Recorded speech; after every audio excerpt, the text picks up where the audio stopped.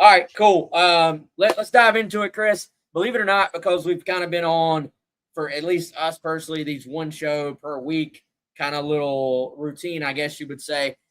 It feels like this was like 3 weeks ago at this point because of how fast the sports media world moves. But South Carolina has gotten a few commitments actually since we have been on. And the one that we were talking about and anticipating the commitment, but actually, if I'm remembering correctly, did not happen yet last time we were on would be four-star running back Braden Tyson.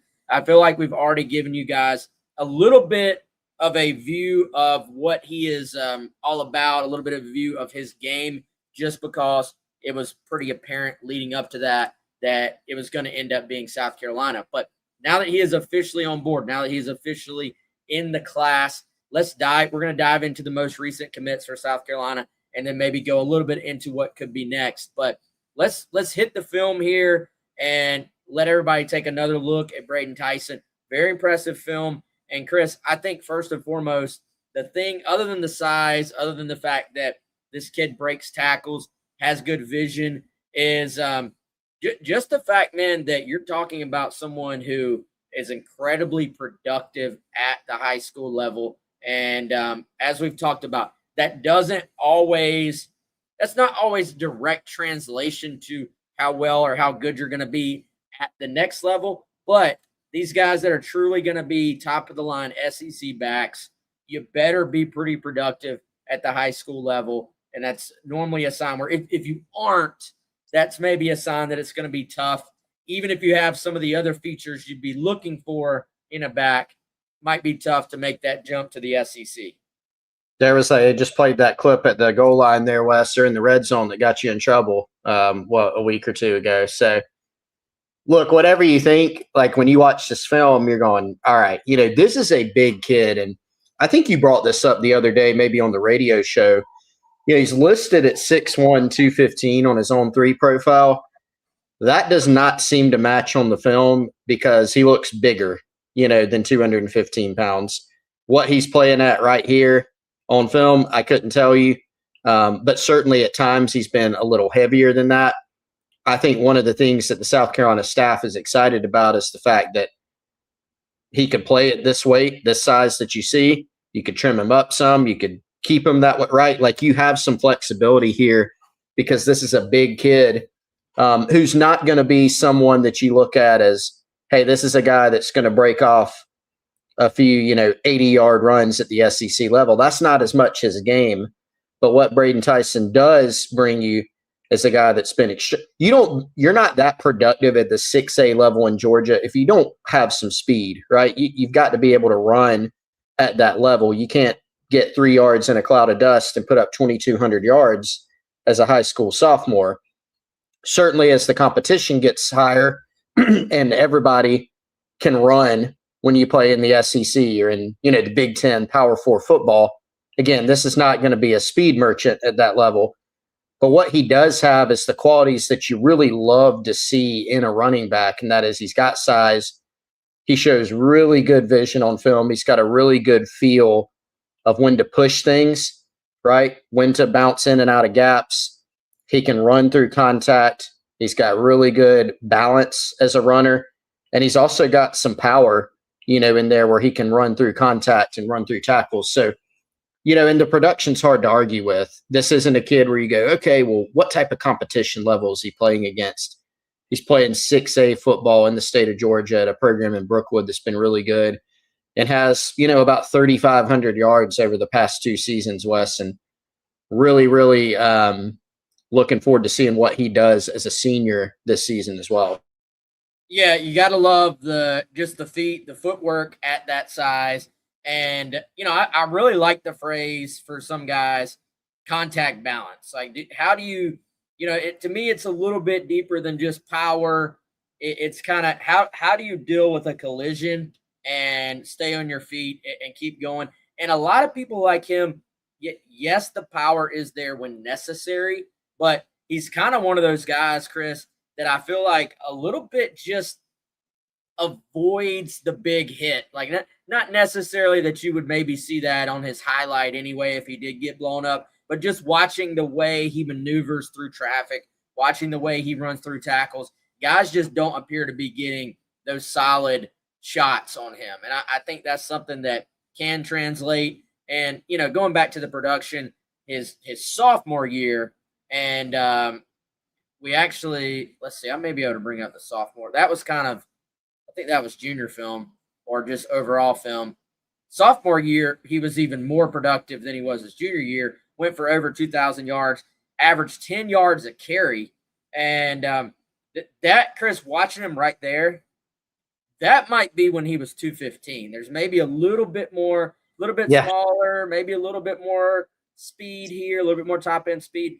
I mean, he's listed some places I saw at 235, which I actually would believe, to be honest with you, looking at the film and seeing him in person a little bit. There you see the contact balance right there in that clip. But I think you're just talking about someone who fits the mold of what Stan Drayton, in our early time tracking him, it feels to me like Stan Drayton, he is interested in these sort of big, powerful, just strong backs that can hang in there, that can run the football if necessary 20 times in a game, that can hold up over the course of a season. Not that you're necessarily going to give it to them that many times in a game, but just I think there's a certain amount of added value if you have this size, if you are a kid like Braden Tyson. And I feel like we've seen Stan Drayton sort of, I guess, operate with that as a strategy in terms of who he's targeted.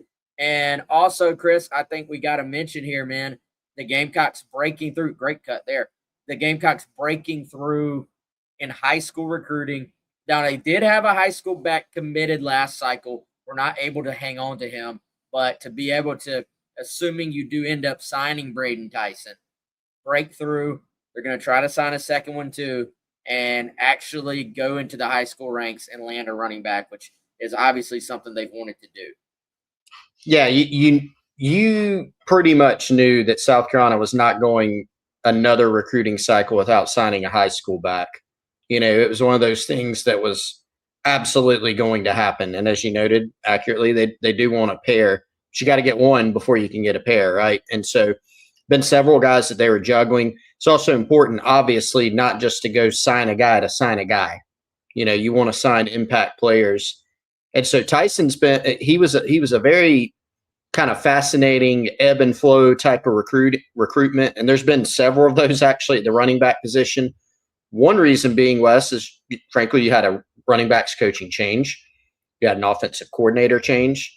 For someone like Braden Tyson, who first got an offer in 2023, he has spoken to now 3 different offensive coordinators in Columbia too, between Dow Logan, Shula, and now Kendall Briles. And so there are some ebbs and flows to this thing, but he's always been on the board.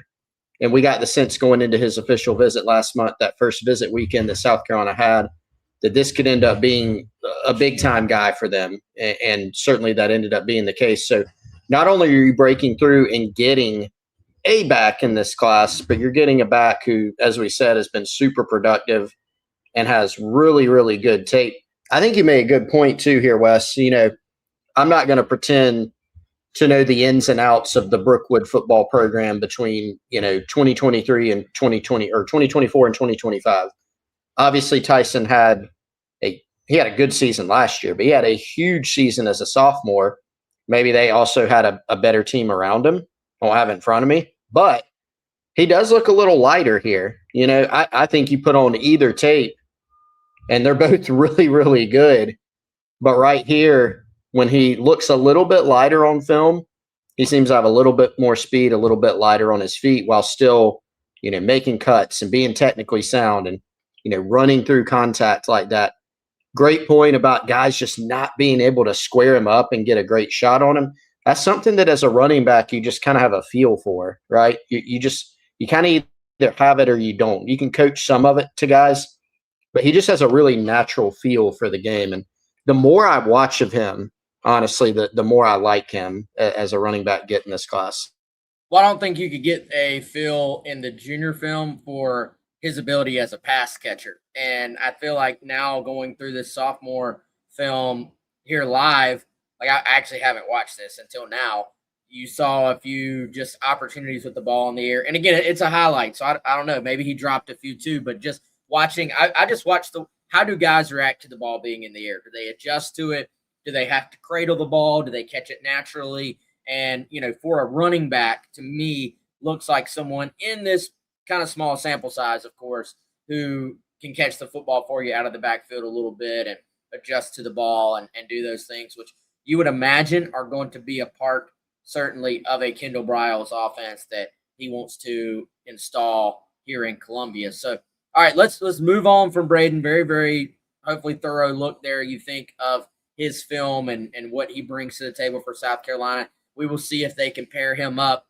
Maybe a Trey Segarra, in-state, Burns. That would be, I think, the perfect world if you're South Carolina to do that. But, Chris, a commitment that sort of came together fairly quickly. South Carolina continued to add to their offensive line depth for this year. That would be the addition this past weekend of Vincent Chin from Stetson. And, I think someone that you have to look at this, I would say through a couple of different lenses, maybe is the best way to say it. What does it mean for South Carolina now in that he's able to enroll in 2026? Like, he will be on this year's football team. But then also, what does it mean for South Carolina and for Vincent Chin as a player and a person long term? You're talking about someone who has essentially 2 years plus a red shirt left, which actually, depending on what the rules are, could turn into 3 years period at South Carolina, depending on how some things play out. So, Chris, I'm looking at Chin. I see someone who just, for one, gives you a very valuable depth piece for 2026. But asking around about what South Carolina saw in this kid, what they think they're getting here, like, I do think they believe there is upside here. There's excellent size, of course, good feet, just someone who has not played a ton of ball to this point. He was a senior in high school when he started really getting into playing football. And so you're talking about someone who, yes, has played 2 years at Stetson, but just overall experience, very, very lacking compared to most guys his age. So I think, can you get him in with a coach like Randy Clements, who is a technician, and let him develop, maybe take a red shirt this year. Again, we'll see if that even matters, but help you with your practice depth, help you with your overall depth, and also be just one more emergency option if the absolute last thing you're hoping for were to somehow happen and you have just this big string of injuries at offensive tackle like you did a few years ago. Yeah, 2023, we all remember that. And it affected everything from, of course, number one, you're in game. You go from having some semblance of what your starters may be to instantly, we all remember the North Carolina game, sorry to bring it up, but you instantly, you have issues going into that game, and then you instantly, 4 snaps later or so, have another issue, and then they just kind of compounded. You had more and more. And so you're playing guys that you didn't plan on playing in as big of a role, and then it was tough to practice. I remember Shane Beamer talking about that year how that a walk-on tight end playing left tackle in practice as a backup, because that's just kind of where you were from a depth standpoint.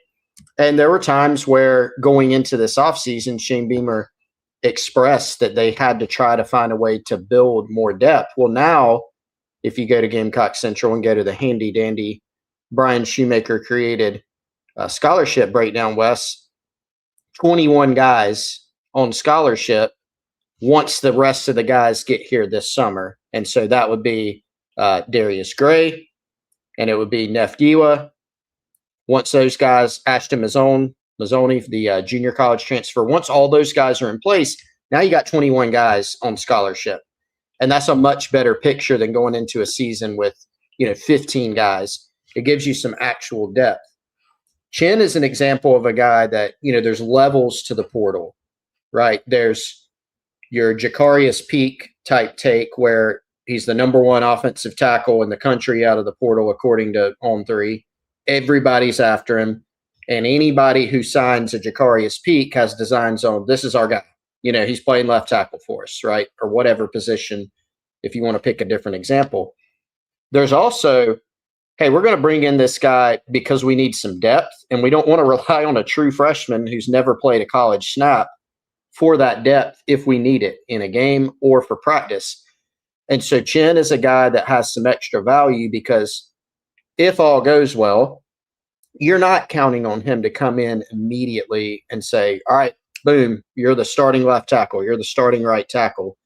But he can come in, develop. He's got additional eligibility, as you said.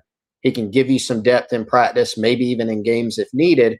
And then it's a little bit of a longer term development. So he just falls into that level based on what we know and think of just as an additional depth get who could end up being a guy for you in the future. And those are important too, I think. Yeah, 6'6.5", almost 350 pounds, we were told. So that's not the exact stats you'll see out there in terms of his measurables, but that's what he's closer to, we were told. But just one of these big, thick kids, man, not necessarily like out of shape at that size. So I think there's something to work with here, man. We'll see. You never know with offensive linemen. You just don't. It's hard to project. But I think if you get as many of those guys with some upside as possible, some of them are going to work out, some of them don't. But maybe in a couple of years, we're talking about him making a true impact on this team. We'll just see. But even though it's not like exciting for fans to talk about, your practice depth at that position absolutely matters. It matters to just being able to put multiple units out there at once. If you're trying to do some like two ball stuff and get in a lot of offensive reps, it matters for your scout team. Shoot, I think it matters for your young edge guys who need great reps going up against offensive tackles. Like all those things matter, and that's why teams that have really, really good depth are going to be in a better position than those that don't, even if you don't have injuries, I think, but certainly if you do have injuries. So just another example of South Carolina trying to do everything they can to add to that offensive line room and get their numbers to where they need and want them to be. Chris, we would have potentially been talking about an A.J. Randall commitment this week. He is making his decision as we're recording this today on Thursday. We'll be making it later on today. Gamecocks a finalist there right now as we record, looking like that's probably going to be Miami. Gamecocks will fight that one out to the very end, so we'll see where it goes. But right now, looking like Miami. And one that I think it actually didn't quite play out the way we thought it would coming out of the OV. My thought was more, well, can they withstand all these other visits that are coming up? He actually hasn't even taken his OV to Miami yet, but has taken several unofficials there. They've really prioritized the kid, and appears that it's going to be the Hurricanes. But I don't know, man. I think you maybe, if you're Carolina, if you're a Gamecock fan, I don't know if you ever like completely give up on a guy until we get to signing day. We'll see if he ends up being one that we're still tracking in a few months, or if he's just completely, locked into them once he makes this official. Yeah, I don't. The thought right now, Wes, is not over yet. And it could be in a couple months. You get a piece of information that says, you know what, that looks like that's what it's going to be. But right now, you very much get the sense, based on what we're both hearing, not going to be over yet. And Carolina's been on the other side of this, right? In this cycle, I mean, they had Amari Fountain committed very early. And until it looked imminent that it was going to happen, you weren't maybe really expecting it. You're expecting maybe a longer recruitment, but boom, he makes an early commitment to South Carolina. But he keeps things open. When he committed to South Carolina, you're going, that one's probably not over. And you knew other schools, Georgia, Florida, et cetera, were still going after him. And then, in fact, he ends up flipping to the Gators. So on the other side of that, it can work both ways for the Gamecocks. They're going to have some guys in this class, already have some guys in this class that are committed to other programs that they're going to keep going after. And that's been another really interesting layer to the state that we're in right now in college football recruiting, is that, you still have new deals being made, frankly. You still have, things changing. You've got earlier and earlier commitments. And sometimes there's a guy where South Carolina doesn't get a guy, and you can kind of write it off because whereas in the older days, maybe they just keep recruiting him. Now you have an idea, okay, that guy frankly costs too much. So that's it. You're done. But there's other players where you're in that ball game and you're willing to play in that sandbox for certain guys from an NIL budget standpoint. And hey, we can keep kicking this can down the road and see what happens. So I think AJ Randall's a guy that had a great official visit, and things obviously Miami has come in and looks like we'll get that thing done, but done for good. We don't really know quite yet. We'll keep tracking it. Yeah, we shall see. All right, before we get into, I do want to get into a little bit of baseball search intel, Chris. Let's finish out the recruiting talk. The Cocky Palooza, which South Carolina kind of snuck in there a little bit on us this year. Not really a junior day. It was just sort of themed event that I think was just a little bit different, a little bit creative, not an official visit, but a Sunday unofficial where basically if you looked at the list of guys that were coming in, and Chris, the thing that caught my attention is the kind of final list we put out. I'm going offered, could get an offer. That guy's been offered. That, like, just about every guy on the list either is being recruited by South Carolina or already has an offer from South Carolina. So it was a little bit of kind of an elite day for the Gamecocks. And, Chris, I know you were gathering some feedback from the guys on Sunday and then into Monday after they did take that visit. Was there a guy or two that you feel like maybe just perked your ears up a little bit, like, hey, South Carolina maybe made a big move with this kind of just different approach to an unofficial visit? Yeah, there's a few that stand out. I mean, first of all, Wes, a lot of these guys were, 2028 class and beyond. We saw some new offers go out. We saw some priority 2028 guys come in and visit that already had offers. But, Seth Tillman out of South Point, a guy that I think South Carolina has moved up for since his official visit. You're still battling Clemson and Georgia, but he was on the guest list for the event. We saw, one guy that I think has become interesting lately, Ty Wynn, a 2028 offensive lineman out of Philadelphia, had been visited and scouted by Randy Clements earlier this season, made his way to campus, picked up an offer, really seemed to go well for him. There's an edge, Tyson Williams out of North Carolina, 2028, mentioned, hey, best visit I've ever been to in my life. Think it's going to be pretty hard to beat something like this. Here's another one, Wes. Let's go back to the 2027 class, because I probably maybe should have been the first guy I talked about. Kelvin Millington out of Georgia, 2027 class, 4-star corner from North Oconee in Georgia. Has an OV scheduled now for South Carolina. Seemed to have a great visit. Wes, listed at 6'3", looks like he's about 6'9" or so. Just kidding, but literally super long arms. I got a text from our guy Kev Roche, like looks like an NBA wing, like one of those 3-and-D players. This guy's massive. It's like Torian Gray's trying to figure out how big can we possibly make a corner at the college level. But he's one that I think we're now monitoring pretty closely in this 2027 class too. Just a few guys right off the top that stand out. Well, can he shoot the 3-ball, Chris? Because, I mean, not yet. I know another program that that might be interested in that. I don't know. Is that showing up for you guys? That's yep. There's a look at our boy. Yeah, he is tall, man. Torian Gray, like I don't know if there's a limit to how, like, if you could be 6'8", and if you could flip your hips, I feel like Torian would be like, let's try it, man. Let's try it. Sign him up. Yeah.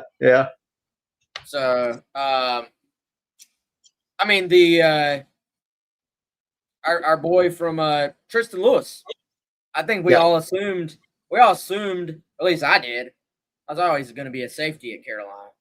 No, they're trying him out at corner. So why not?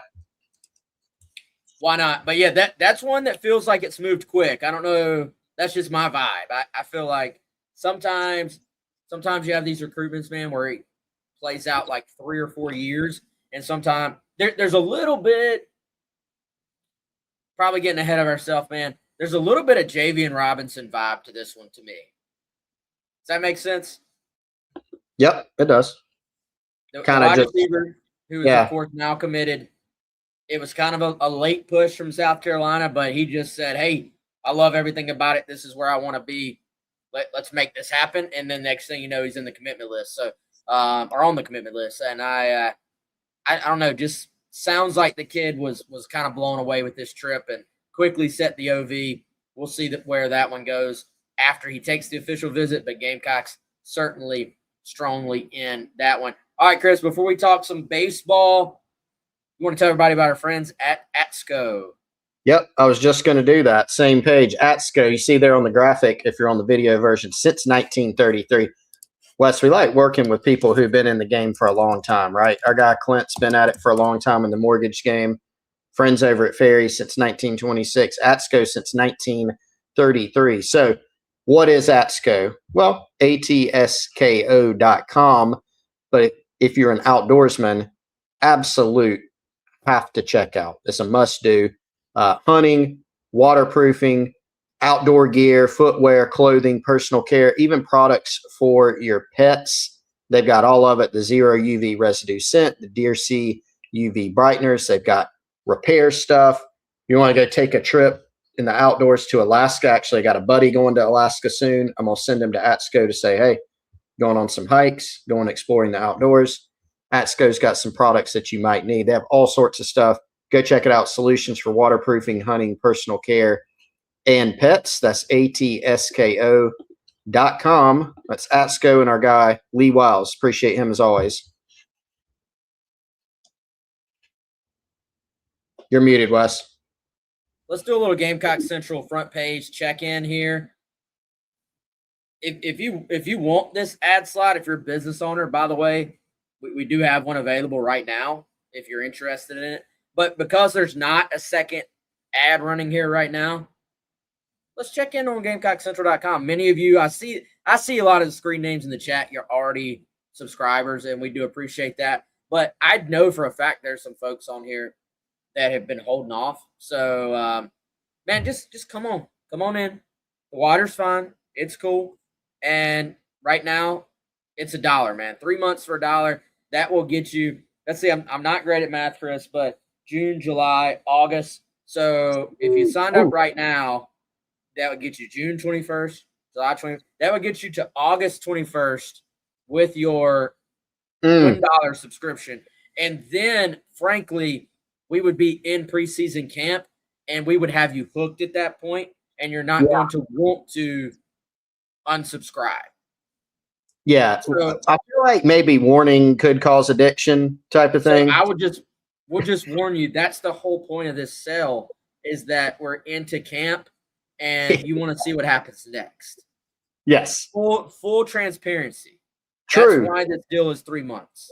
But also, apparently, Wes, after 2 months, they may say, you know what? I've paid my $1. I hate Wes. I hate Chris. I hate both of them. I'm out. And if so, we'll shake your hand, smile. Thank you for giving us a try at least. Just give us a try. That one guy did say he can't stand us, but and he subscribes. But he's subscribed because he can also get JC, and he can stand JC. Yes, it's good. So even if you can't stand us, still subscribe. Yes, exactly. All right, hey, let's dive into baseball search, man. We've had no shortage of information, background, intel. Chris, most of this is paywalled on Gamecock Central. I want to give our folks who have been sticking it out, who can stand us for 33 minutes and are still here watching, who made it through our tech glitches, made it through us being muted, made it through the ad reads. Let's talk South Carolina baseball. And I think important to dive in a little bit to something you wrote about yesterday, man, in your insider report. And that's the fact that there may be some semantics at play here for sure. But the the search is moving forward. There are things happening. Like, nobody's saying things are not happening. They are. The information gathering has been extensive since Paul Maneri has been let go. And yes, at some point over the next few weeks, it's going to really kick into overdrive. But are we all a little ahead of ourselves on some of the names and some of this guy is most likely versus that guy? Like, I feel like even that there's some semantics. Like, Vegas puts out a list of, hey, this guy has the best chance to get the job. You know what I'm saying? And it's almost a talking piece as opposed to like an intel backed thing. Kevin Snall is on the list for sure. There's a somewhat solid chance maybe he's the guy. But certainly all the stuff you saw on social media beginning of the week, I think anybody who reads our stuff, anybody who knows how this stuff works, knows that was just social media crap that was premature. But I think even within, our content, even within the stuff we talk about, we got to be careful that we don't present that it's further along than it actually is, if that makes sense. Now you're muted. Yeah. Everybody wants names. Everybody wants what's possible, who's in the mix. And Wes, I don't know. Let's workshop this in real time. I've even been thinking about writing something. You and I have been through some coaching searches, and they're something else, right? Football, baseball, basketball. They're fun to cover. Sometimes they're frustrating to cover, frankly. Overall, they're fun, I would say. Fun to follow, I think, for a lot of fans too. And people love reading about it, right? That's why so many people, if you put the word coaching search in something, they're going to read it. There's stages to coaching searches. I've even been thinking about, it doesn't really give you any info on this coaching search, but just generally, what are the stages of the search? And I feel like there's always this stage in a search where, and I don't have a name for it yet, but it's basically a lot of stuff being thrown out, and a lot of it has some truth to it. Like the notion that Kevin Schnall is in the mix for this job is 100% true, right? Like, he is a guy. He is on that short list, however long it is. We're very confident. We're not just guessing on that because Twitter said it, right? That is 100% true. There's also a lot of names that are still in there that maybe haven't been talked about quite as much or have been talked about a little bit. But we're at the stage of the search where so much is getting thrown out, whether it's ideas of, hey, this guy would fit. Hey, this guy's interested in the job. Hey, Carolina is interested in this guy. What does that mean? And frankly, we're at the stage, Wes, where agents are doing their best work. They are getting guys who, they are propping their guys up because they're doing their job. They're doing their job, right? And so for certain guys, you might see an avalanche of this guy's in the mix. And maybe he is, but how much? And that's kind of when you get to that next stage of trying to match what is going on behind the scenes, not what's really even being said in the media. And we try to kind of match that together, right? And we've seen this really in every coaching search. There comes a point where the information catches up a little bit more to what's actually been going on behind the scenes. And, a lot of guys out there are going to have their name attached in some form or fashion to this job, and they're going to get a nice raise. And maybe they weren't even actually in the mix. Some of them are actually going to be in the mix and then end up getting a raise. But I think your general point, I totally agree, is let's not get too far ahead. I'm very confident that it's moving. Yes, I'm very confident that Schnall's in the mix, but I'm also confident that he's one of several guys that are legitimately in the mix as Jeremiah Donati goes through this process. And I really like how you put it the other day on the site, and we've talked about this some on the show and on the radio. Things can change and ebb and flow. There are times where you go into a search, if you in 2004, when South Carolina discovered that they could probably get Steve Spurrier, you don't really need to talk to anybody else. And for some people like Kevin Schnall is that we've seen that. It's got to be Schnall, and he's done a phenomenal job. I wouldn't say he or really almost anybody in the college baseball world is analogous to Steve Spurrier in football. Like, it's a different situation. There's probably several guys that could work out here, or there might be guys that you think are a slam dunk that wouldn't work out here, right? So that's why it's important not to get too far ahead, because as this train keeps going down the tracks, Jeremiah Donati, who's going to make this hire, not the media or anyone else, he might say, this is my guy, because it's still an ongoing process. He might have something up his sleeve too, Chris. You never know. He could have something up his sleeve. Yeah. There would be one potential hire that I think could actually be somewhat similar to Spurrier that is not even worth talking about at this point, but would just make everybody go crazy. What's another post? It is a vague post. But Chris, here's the thing. Here's my takeaway from it though. And yes, some of this could be agent posturing. It absolutely could be. But while you and Jamie Bradford and JC were trying to dig this week on, who is on South Carolina's list, where are they, how far along were they, I went from the other direction of it and started trying to take the names that were out there and who can I get to talk to me about these people? What's their interest level? What makes them tick? Where's their head at when it comes to South Carolina?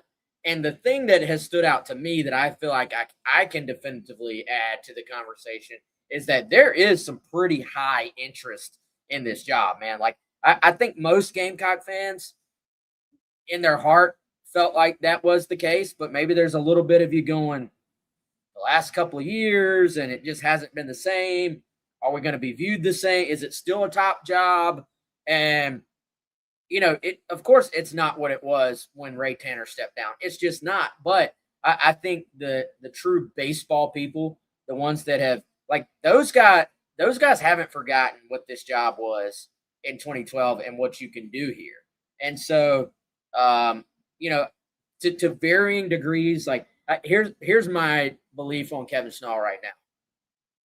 I don't think Kevin Schnall is going to beg South. I don't think Kevin Schnall will beg anyone for a Power 4 job. I think he's completely happy where he is, but I think he's going to listen to South Carolina. And I think if South Carolina decides that's our top guy, the one thing I feel like we've learned about Jeremiah Donati so far is that he will be aggressive in trying to make what he thinks needs to happen. And so I think there is a world where it is just that simple. South Carolina decides this is our absolute number one target. Let's make it impossible for him to say no. And then that's that. I don't think we can say that's what's going to happen yet, but I think there's like a path where that ends up happening potentially. But there's a lot of other guys, I think. And I think, Chris, you go through the interest from, like, I think you wrote about this. There's a little bit of mixed info out there on where, like, a Dan Fitzgerald would actually be on South Carolina's list. Is that fair? Is that accurate to what you're hearing? Fair. Yeah. But that was a guy that I got back a definitive, like, hey, he would be interested in South Carolina. He would be highly interested in having the conversation. If South Carolina, which we don't think they at this point will, if they were to decide to go the assistant coach route, there was this question of, hey, Nolan Kane, one of the biggest name assistants in college ball right now, an SEC lifer in every way you can imagine. Well, would he take a job knowing what just happened to Paul Maneri? I can tell you with 100% fact, that dude would be highly, highly interested in having the conversation with South Carolina. And that's someone who, again, like, he played in the league, he's coached in the league. he understands what South Carolina baseball can be and what it was, and still sees it in that light. Now, I think you go to, let's say, James Ramsey at Georgia Tech becomes someone South Carolina absolutely wants to talk to. That's one where I think there's a little bit more just disagreement from people that know him about, like, I don't think he's jumping to just leave Georgia Tech, but I think that's where you get into the macroeconomics of college athletics right now, Chris. SEC and Big Ten, and the amount of money, the amount of resources that are being spent versus ACC, Big 12, and everybody else. South Carolina, if through all their process, let's say they sit down with James Ramsey and they're just blown away and they said, we want to steal him from Georgia Tech, they could make it very, very difficult on him to say no if that's the route they decide to go. Yep. Yep. Well, and I think, going back to how good of a job this is, I have not heard a single so far utterance in the baseball world of, they really struggled the past 2 years, so I don't know. You know what I mean? Like, it's also an era in college baseball where, we've talked a lot about how the new coach is going to have to balance short-term improvement and long-term success. And that's absolutely true.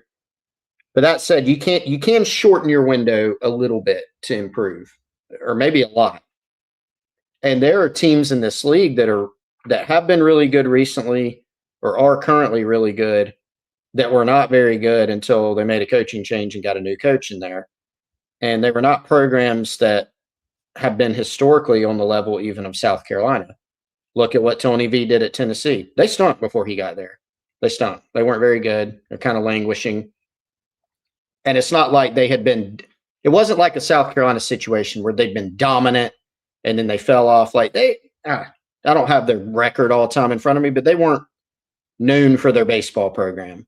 And he got there and took them to Omaha and won a championship, won 60 games, his second to last year there. Look at even Georgia right now. They made a change. Wes Johnson comes in, does a really good job year one, year two, done a really good job. Like I think coaches, you can even look at, Indiana, which stunk, and then Kirk Cignetti comes in and shows that with the right coach and a program that's willing to commit resources, you can turn things around. And so for a coach who says, I'm the guy for this job, I can get it turned around. And also, this is not a complete this isn't a place that's never been good at baseball, right? Or won't invest. All those things are already there. And I mean, you're right. Like Jeremiah Donati, he's going to put on his recruiting hat once he finds this guy, whoever it may be. And the new coach, first of all, is probably going to have a salary that might even be top 10 in the country. We'll have to see what everybody, some guys are going to get bumps after this year. Paul Maneri was already very highly paid. The next coach will probably be paid more than he was. And then we know that Jeremiah Donati and his staff are going to devote resources to roster building for the new coach. So those things are in place and still make it an attractive job overall. Yeah, and I think we are, to an extent, Chris, still learning a little bit about what does Jeremiah Donati covet in his coaches. How does he approach a big hire like this? Who around him does he kind of put stock into their opinions versus, I feel like some guys are just, hey, this is my hire, I'm going to go make it. I'll, speak when you're spoken to, give me the information, and I'm making the move. But who out there will, or who does he just say kind of like, hey, this is my hire, and I'm just going to go hire the guy I want, and I'm not really leaning on anybody else, if that makes sense. Yeah. Yeah. And, I think I saw this tape, and I will say up front, I don't agree with it, but I think it's interesting to see, who is the top guy for Jeremiah Donati, I do not believe that you always have to land. I mean, I think Kurt Signetti was Indiana's first choice. I mentioned Steve Spurrier, like he was the first choice then for South Carolina. I don't think you necessarily have to land your first choice coach to end up hiring a really good coach. You know, look at the Rich Rod Bama situation. You know, look, there's been, I mean, at Clemson, Dabo Swinney was going to hire someone else until he was told about Brent Venables and then changed course and decided to hire him. There are a lot of ways that it can happen that you can get to a good hire. But if Jeremiah Donati identifies who is that guy, you know, can he go get him? And I don't think that means it's a failure by any means. If you hire somebody that's in your top, you know, 3 or so, you're probably getting a good coach. And I don't think there's only one guy who can win here. I think there's somebody out there. I don't know who is the best hire. I don't know who it is, but you can probably do pretty well with multiple coaches with a program like this, you know, the South Carolina baseball program. But it will be interesting to see who they land on, you know, who is that top guy. And then Jeremiah Donati in the biggest hire that he'll have made so far, you know, can he go get that done? And I think there's some positive signs so far with how he's approached this that he probably can. If I had to. Well, and this will allow him to start to put his stamp on the athletic department from a forward-facing standpoint, if that makes sense. I think he's already put his stamp on a lot of things within the athletic department, but for the casual fan who maybe doesn't pay attention or care about some of the other stuff, the behind-the-scenes stuff, this will be like among the main, or among the big three men's sports, your first opportunity to go out there and put a stamp on this spot and say, this is my guy. This is who I'm hiring to run this program. And a program that, as we know, absolutely matters to Gamecock fans, and that they will support the heck out of if you're doing well. And someone, to be honest, that is going to have to re-energize this place and re-energize the fans and get them back in their, not just in their seats, but get them back, in their seats and really caring about the product that they're seeing.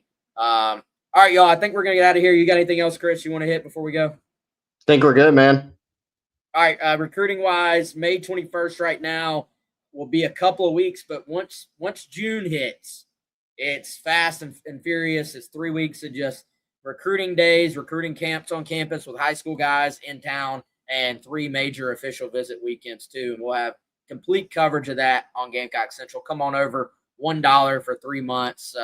But until then, we shall be back here on GC Live somewhat soon. Appreciate all of you for joining us, regardless of what platform you are joining us on, whether it's YouTube or all the major podcast audio platforms. He is Chris. I am Wes. Y'all have a good rest of the week and a good weekend.